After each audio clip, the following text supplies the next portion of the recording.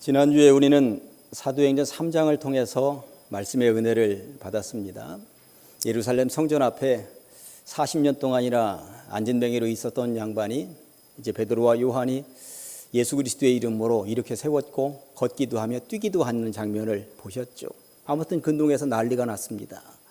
평생 구걸만 하고 있었고 평생 앉아만 있었던 존재인데 걷기도 하고 뛰기도 하면서 소리 지르는 장면을 얼마나 많은 사람들이 보았겠습니까? 그러면서 저런 기적을 베푼 사람이 베드로와 요한이라고 하는 것을 보면서 아니 저들은 신인가 하면서 금방이라도 신으로 추대할 분위기가 형성되어 있는 거였습니다. 그러다 보니 베드로와 요한이 그 말에 몰려있는 사람들에게 뭐라고 얘기를 합니까? 손사래를 치면서 우리가 한 것 아니라고, 우리에게 무슨 힘이 있겠느냐고, 우리는 쥐뿔도 없는 사람들이라고, 오직 예수 그리스도의 이름으로 이런 기적이 나타났다고, 그분은 죽었다가 살아나셨다고 이런 설교를 했던 것이죠. 그 뒤에 이어지는 본문이 오늘 4장 본문입니다. 이후에 어떤 일이 벌어졌을까요? 그런 기적을 보면서 사람들이 크게 두 부류로 나뉘어졌다고 하는 것입니다. 노골적으로 싫어하는 사람들이 나타났다고 하는 것이고, 그 놀라운 기적, 죽었다가 살아나셨다는 예수 그리스도 이름 앞에 무릎 꿇은 사람들이 나타났다고 하는 것입니다. 1절과 2절 말씀은 노골적으로 싫어하는 사람들이 나타났다고 말씀하고 있는데 이렇습니다. 사도들이 백성에게 말할 때에 뭐라고 말을 했을까요? 우리가 한 것 아닙니다. 우리에게 무슨 능력이 있겠습니까? 우리는 쥐뿔도 없는 사람들입니다. 예수 그리스도의 이름으로 이런 기적이 나타났습니다.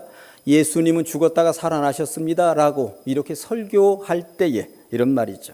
제사장들과 성전 맡은 자와, 성전 맡은 자는 성전 경비대장입니다. 성전의 총괄 책임하고 있는 안전대장인 것이죠. 성전 맡은 자와 사두개인들, 이 사두개인들은 천국도 없다고, 천국을 믿지 않습니다. 천사도 믿지 않습니다. 부활은 없다고, 부활을 믿지 않는 사람들입니다. 그냥 다만 종교 지도자들이었습니다. 사두개인들이 이르러 예수 안에 죽은 자의 부활이 있다고 백성을 가르치고 전함을 싫어했다고 말씀하고 있죠. 지금 언급하고 있는 제사장들, 그리고 성전 맡은 자들, 사두개인들은 성전이 직장이었습니다. 매일 성전으로 출근하고 성전에서 집으로 퇴근하는 사람들이었습니다. 수십 년 동안 그리 출퇴근을 했다 그러면 성전 앞마당에서 평생 동안 앉아있고 구걸하던 그 거지를 보았을 거예요. 그런데 그 거지가 일어나서 걷기도 하고 뛰기도 한다는 보고를 받았을 것이고 실제적으로 보았을 것입니다.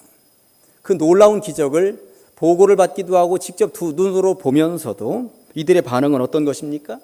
안진뱅이가 일어나서 걷기도 하며 뛰기도 한다는 이 사실에는 전혀 관심이 없습니다. 다만 베드로와 요한이 그 스승 예수가 죽었다가 살아나셨다는, 부활하셨다는 요 설교하고 다니는 것이 마음에 안 드는 거예요. 기적은 모른 채 합니다. 설교는 트집 잡습니다. 기적에는 눈 감아 버립니다. 설교에는 딴지를 걸고 있었다라고 하는 것이죠. 이 나라 대한민국에 기독교가 들어온 지 130년이 넘었습니다만 기독교가 이 땅에 들어와서 기적 같은 일들을 얼마나 많이 해냈습니까? 교육, 의료, 그리고 여성들 지위, 이러한 것들 생각해 보면 기적 같은 일이었습니다. 그런데 기독교를 반대하는 사람들 보면 그런 기적들에는 전부 다 눈 감아버리고 예수가 부활했다는 그 사실 믿지 못하겠다는 거죠. 기독교가 해놓은 놀라운 기적은 외면하고 기독교인들이 전하는 그 예수는 못 믿겠다고 이야기를 한다는 것입니다. 2000년 전이나 오늘이나 비슷한 상황이구나 하는 생각이 드는 것입니다. 그런데 이들이 얼마나 싫어했느냐 하면 2절 마지막 단어 싫어하여라고 하는 이 단어가 원어로는 디아포네오라고 하는 것인데 단순히 싫어하는 정도가 아니라 화가 나서 어쩔 줄을 몰라 하는 상태, 화가 나서 펄쩍펄쩍 뛰면서 고래고래 소리를 지르는 상태, 도저히 통제가 되지 않는 그러한 상태로 싫어했다라고 하는 말입니다. 그러니 이들의 싫어하는 정도가 어느 정도였는지 우리는 짐작해 볼 수가 있겠습니다. 아무튼 부활 소리만 들어도 우라통이 치밀어 올라서 견디지 못했다라고 하는 거예요. 그렇다면 단지 이들은 부활이 싫어서, 부활이라고 하는 부활에 대한 설교가 싫어서 그랬을까요? 실제적으로 그들의 내면을 살펴보면 정말 싫은 이유가 따로 있었습니다. 기독교가 유대교로부터 사람을 빼내가는 것, 이게 싫었던 것입니다. 이제까지는 자기 사람들이라고 생각을 하고 있었는데 유대교에서 기독교로 아주 뭉텅이로 빠져나가고 있는 거예요. 어느 정도였는지 보실까요? 사도행전 2장 41절 말씀을 보면 그 말을 받은 사람들은 세례를 받음에 이날에 신도의 수가 3천이나 더하더라. 3천이라고 그러면 성인들 20살 이상의 남자들만 숫자를 합친 것입니다. 여자들 어린아이들까지 합치면 6, 7천 명이 떨어져 나갔다는 이야기예요. 그런데 오늘 본문 4장 4절에 보니까 말씀을 들은 사람 중에 믿는 자가 많으니 남자의 수가 약 5천이나 더하더라. 최소 10,000명 이상이 떨어져 나갔다는 이야기인 것입니다. 한번 생각을 해보십시오. 당시 유대 종교 지도자들로서는 얼마나 멘붕의 상태가 되었겠습니까? 지난번에는 6, 7천 명, 이번에는 10,000명이 빠져나가는 상황이라고 한번 생각을 해보십시다. 자기들의 입지가 흔들린다고 분명히 생각을 하고 있었을 것입니다. 2000년 전에 하나님 앞에 예배, 제사 드리는 것은 제사장을 거치지 않고는 불가능한 일이었습니다. 나 혼자 예배 드리는 것, 이것은 말도 안 되는 일이었습니다. 나 혼자 기도한다, 이것도 용납이 되지 않던 시대였습니다. 제사장을 거쳐야만 제사를 드리고 기도할 수 있는 시대였다고 하는 것이죠. 그런데 저쪽에서 있는 저 기독교를 보니까 제사장이 없이도 예배하고 제사장이 없이도 기도합니다. 예수 그리스도의 이름으로, 제사장이 없이 예수 그리스도의 이름으로 기적이 나타나고 있는 거예요. 이것 보면서 이제는 제사장이 필요 없는 시대가 온다? 그러면 이제까지 제사장은 철밥통이라고 생각을 하고 있었는데 우리의 존재는 뭐지? 우리 밥그릇 빼앗기는구나? 이런 생각이 들었다라고 하는 것입니다. 안 되겠다 싶었죠. 베드로하고 요한을 잡아 가두었던 것이고, 그리고 철저하게 교육을 시켜서 내보내자 했던 것입니다. 아무튼 이것이 바로 초대교회의 분위기였다고 하는 것입니다. 예수를 전하면 잡히고, 부활을 증거하면 갇히고, 전도를 하면 두들겨 맞는 시대가 그 시대였다고 하는 것이죠. 이 기독교가 이렇게 전달이 된 것입니다. 잡히고 갇히고 두들겨 맞으면서 전달된 종교가 바로 이런 기독교라고 하는 것입니다. 그런 시대에 사도들이 살고 있었습니다. 그런데 중요한 것은 잡히고 갇히고 매를 맞으면서도 이 사도들이 전혀 기죽지 않았다고 하는 것이죠. 어떻게 그럴 수 있었는가? 오늘 본문을 통해서 세 주제로 나누어서 말씀을 받도록 하겠습니다. 첫째는 성령이 충만하여입니다. 성령이 충만하여. 베드로하고 요한이 잡힌 시간이 해질 때였던가 보죠. 해가 저녁 때 되니까 자기들도 퇴근해야 되고, 지금 재판은 안 되겠다, 내일 아침에 재판을 해보자 했던 것입니다. 날이 밝자 재판정에 유대의 종교 지도자들이 다 모였습니다. 5절과 6절 보니까 이튿날 관리들과 장로들과 서기관들이 예루살렘에 모였는데 대제사장 안나스와 가야바와 요한과 알렉산더와 및 대제사장의 문중이 다 참여했다고 하면서 이름까지 언급되고 있는데, 이 이름들은 실제적으로 역사가들도, 세상의 역사가들도 증명하는 실제 살아있던 이름들입니다.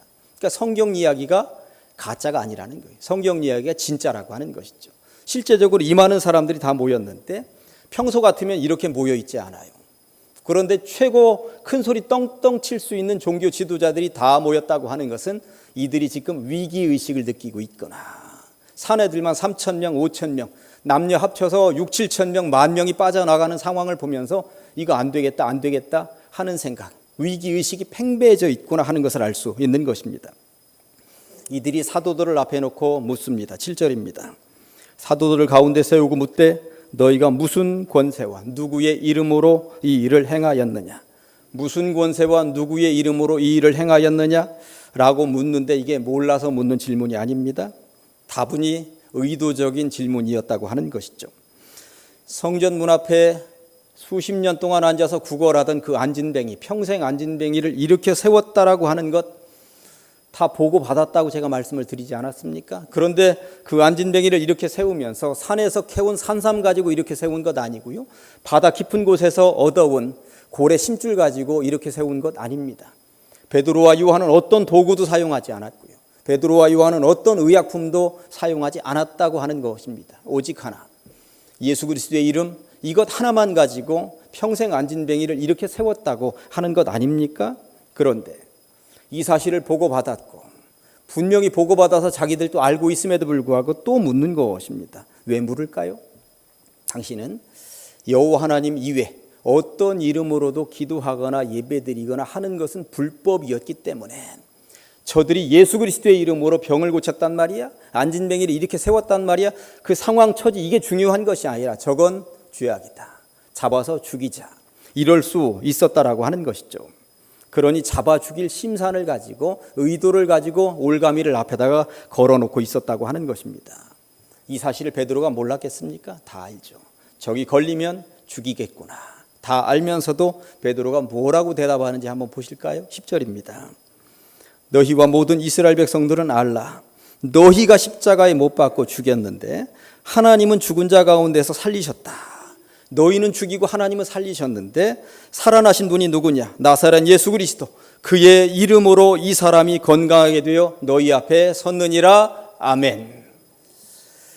베드로는 지금 자기를 신문하는 이 권력자들이 얼마나 대단한 권력자들인지 다 알고 있었습니다. 사람 목숨을 좌지우지할 수 있는 사람들이라고 하는 것도 알고 있었습니다. 그리고 몇 개월 전에 자기의 스승 예수님을 죽인 자들이 바로 저들이라고 하는 사실도 알고 있었습니다. 그러니 베드로는 지금 자기 목에 칼이 들어와 있다는 사실도 알고 있었죠. 예수 그리스도의 이름을 계속 밀고 나가면 죽을 수밖에 없다는 사실도 알고 있었다고 하는 것입니다. 그런데 베드로는 예수 그리스도의 이름을 내려놓지 않습니다. 물러설 수 없는 진리라고 하는 사실을 알고 있었기 때문이죠. 그렇다면 베드로는 언제부터 이렇게 담대해진 것일까? 사실 몇 개월 전 예수님이 재판받을 그 재판정에서 나 예수 모른다. 예수 저주하고 내뺐던 인물이 베드로 아닙니까? 근데 지금 자기가 재판받고 있습니다. 자기가 재판받고 있는 이 자리에서 예수 그리스도의 그 이름을 계속 내세우고 있습니다. 자기도 죽을지 모른다는 상황을 알면서도 계속 내세우고 있습니다. 어쩌다가 이렇게 베드로가 담대해졌단 말인가? 베드로가 담대해진 그 배경, 오늘 본문 8절에 그 비밀이 숨어 있죠. 이에 베드로가 성령이 충만하여 이르되 백성의 관리들과 장로들아 하면서 얘기하고 있는 것입니다. 그 비밀 풀리셨습니까? 성령이 충만하여. 베드로의 배후에는 성령이 있었다고 하는 것입니다. 성령을 받고 보니 담대해질 수 있었던 것이고 성령을 받고 보니 세상에 무서운 것이 하나도 없더라라고 하는 것을 지금 증명해 보여주고 있는 것입니다. 여러분들 뒤에는 누가 있으십니까? 아담과 하와의 뒤에는 사탄이 있었다고 성경 창세기에는 말씀하고 있고요. 그 사탄의 세력에 걸려 넘어져서 무너졌다고 말씀하고 있는 것이죠. 그러고 보니 우리의 뒤에는 두 세력이 있구나 하는 것을 알 수 있습니다. 하나는 사탄의 세력이고 다른 하나는 성령의 돌보심인 줄로 믿습니다. 이 두 존재는 언제든지 내가 무슨 말을 하려고 하거나 어떤 행동을 하려고 할 때 계속 말을 걸어오는 것이죠. 선택은 내가 하는 것입니다. 배후에서 조종하는 사탄을 따를 수도 있는 것이고 성령의 돌보심을 따를 수도 있는 것 아니겠습니까? 부디 비옵기는 어떠한 경우에도 성령의 돌보심을 따라서 성령이 이끄시는 대로 살아가시기를, 그래서 늘 승리하시기를, 그리고 베드로처럼 담대하게 증거하며 사시기를 주님의 이름으로 간절히 축원합니다. 두 번째, 다른 이름은 없습니다. 12절 말씀은 우리에게 워낙 유명한 말씀이죠. 4장 12절 말씀 다 같이 한 목소리로 해보실까요? 시작. 다른 이로서는 구원을 받을 수 없나니 천하 사람 중에 구원을 받을 만한 다른 이름을 우리에게 주신 일이 없음이라 하였더라. 아멘. 다른 이로서는 구원을 받을 수 없다고, 천하 사람 중에 구원받을 만한 다른 이름을 주신 적이 없다고, 오직 예수 그리스도 그 이름만으로 구원을 받을 것이라고 베드로는 목에 칼이 들어와 있는데 담대하게 지금 이야기를 하고 있는 것입니다. 그런데 왜 예수이어야 하는가? 왜 예수이어야 하는가? 우리가 간혹 놓치고 있는데 그 비밀이 11절에 있는데 간혹 그 말씀을 놓치고, 그리고 이게 무슨 말인가 그냥 지나갈 때가 있어요. 11절 말씀을 읽으면서 이 예수는 너희 건축자들의 버린 돌로서, 이 예수는 너희 건축자들의 버린 돌로서. 건축자는 유대인들이에요. 왜냐하면 하나님께서 이 땅에서 구약시대에 너희가 하나님의 나라를 건축하라고 유대인들에게 맡겨주셨습니다. 유대인들이 건축자들입니다. 그러면서 유대인들에게 지금 예수 그리스도를 보내주셨죠. 예수 그리스도라고 하는 그 반석 위에 세워야만 하나님의 나라가 제대로 세워지는 것이라고 한 것입니다. 요즘은 그렇지 않습니다만 옛날 집들은 전부 다 기둥 밑에 주춧돌을 세우고 주춧돌 위에다 기둥을 세우지 않았습니까? 이 주춧돌이 제대로 세워져 있지 않으면 기둥이 설 수가 없는 거예요. 땅바닥으로 계속 밀려 들어갈 것 아닙니까? 그러면 집이 흔들리는 거죠. 그런데 건축자들, 유대인들에게 예수를 주추로 삼아라 세웠는데 내다 버린 것입니다. 그래서 하나님께서 유대인들이 내다 버린 그 예수를 다시 데려다가 지 모퉁이에 머릿돌이 되게 하셨다고, 주춧돌이 되게 하셨다고. 이 예수를 주춧돌로 삼아야만 하나님의 나라는 흔들리지 않고 세워져 가는 것이라고. 그래서 예수의 이름이 너희들을 살리게 될 것이라고. 다른 이름 아니라고.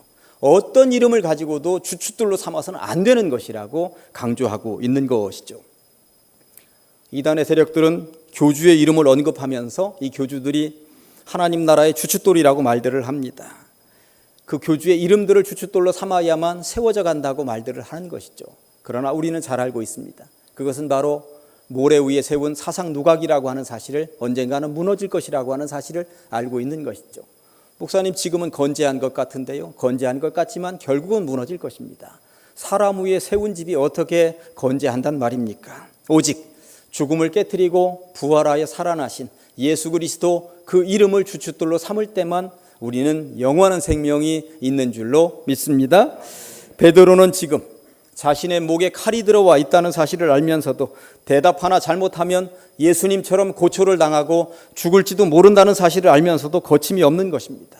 성령이 충만했기 때문에, 성령이 배후에 계시다라고 하는 사실을 분명히 알고 있기 때문에, 그리고 성령이 옆에 오셔서 말할 때마다 친구가 되어주시고 어떤 말을 할지 알려주셨기 때문에 그렇게 담대할 수 있었다고 하는 것입니다.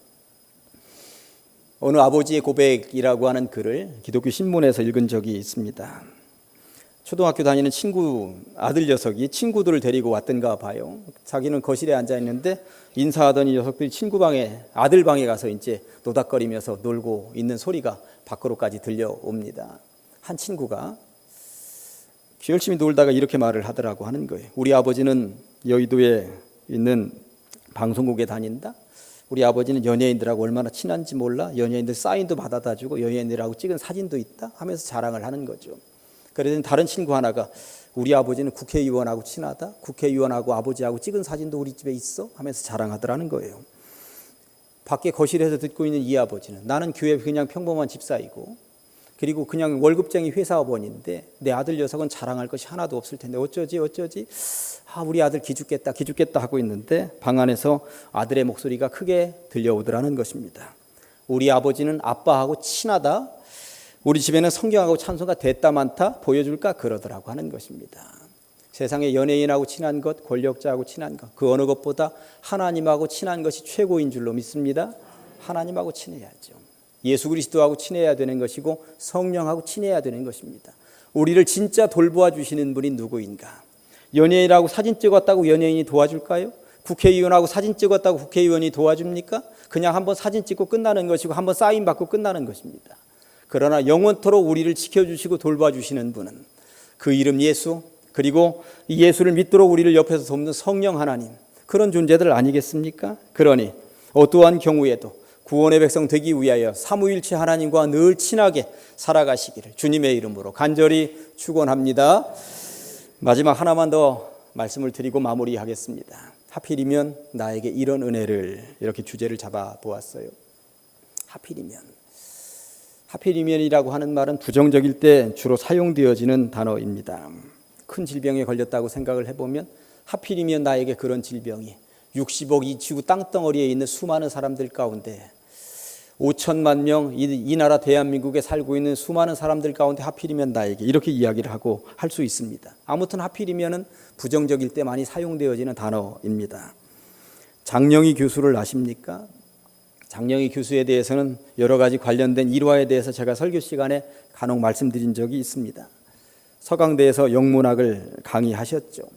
태어나면서부터 소아마비를 앓았어요. 그러다 보니까 초등학교는 어떻게 졸업을 했는데 중학교에서 안 받아줘서 거의 세상 말로 땡깡 부리다시피 해서 중학교 겨우 들어가고 고등학교에도 겨우 들어가고 공부는 되는데 장애를 가지고 있다는 이유로 안 받아주는 거예요. 결국 미국에 가서 대학원 박사까지 받아가지고 한국으로 돌아왔고 서강대에서 영문학 가르치면서 살다가 지금으로부터 10년 전에 세계의 암 투병하다가 세상을 떠났습니다. 한 시대를 살았던 의지의 여성이라고 할 수 있습니다. 내 생에 단 한 번이라고 하는 책이, 이분이 쓰신 책이 있는데, 이 책의 첫 번째, 이 책 착 펼치면 첫 번째 대목이 하필이면이라고 하는 주제를 가지고 쓴 글이에요. 이 글을 보면 이런 내용들이 나와 있습니다. 세차를 하면 꼭 비가 오더라고 하는 거예요. 여러분들도 많이 경험했을 것입니다. 세차하면 어쩜 그렇게 비가 오는지. 장애를 가지고 있어서 이 목발 없이는 한 발짝도 움직일 수가 없습니다.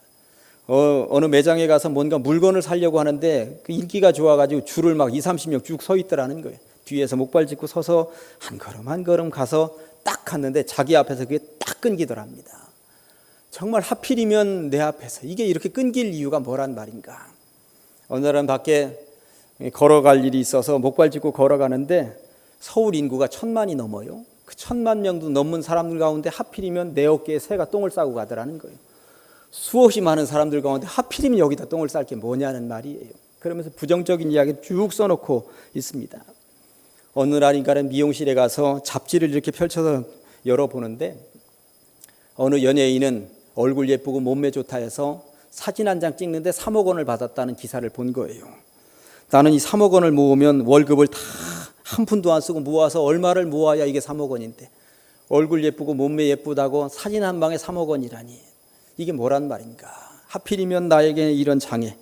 그러면서 하필이면은 얼마나 슬픈 말이겠느냐고, 초라한 말이겠느냐고. 이런 생각들을 가지고 부정적으로 살아가고 있었던 어느 날 2학년짜리 초등학교 2학년짜리 조카 아름이가 너무나도 예쁘고 좋아서 이 아름이에게 길거리에서 곰인형, 앙증맞은 곰인형 하나를 갖다가 선물로 사주었던가 봅니다. 그랬더니 아름이라고 하는 이 조카 녀석이 이모는 왜 하필이면 나에게 이걸 주는데 그러더라고 하는 거예요. 이 말을 듣고 하필이면은 부정적이라는 용어로 부정적일 때만 주로 사용했는데 조카 녀석이 하필이면이라는 말을 긍정적일 때 사용하니 저것도 달라 보이네 하는 생각이 들었다고 하는 것입니다. 그러면서 이 단어를 부정적일 때만 사용하지 말고 좀 언어 배열에는 안 맞을지 몰라도 긍정적으로 사용하면서 살아보자 이런 생각을 하게 되었다고 하는 것이죠. 그러면서 그 글의 뒷부분에 이렇게 기록이 되어 있습니다. 내가 얼마나 복을 많이 받았는지, 하필이면 이렇게 좋은 부모 밑에서 태어나고 하필이면 이렇게 좋은 나라에서 태어나서 먹을 것 입을 것 걱정하지 않고 살게 되고 하필이면 나에게 교수 자리 주셔서 학생들을 지도하고 가르치게 하셨고 그렇게 써놓은 이후에 결론이 이렇습니다. 부정적인 하필이면을 긍정적으로 바꾸니 내가 지고 가는 인생의 짐이 남의 짐보다 무겁다고 아우성쳤던 좁은 소견이 새삼 부끄럽기만 합니다. 창문을 여니 우리 학생들이랑 일산 호수공원으로 놀러 가기로 한 오늘 하필이면 날씨가 유난히 청명하고 따뜻하단 말인가요? 이렇게 결론을 내리고 있습니다.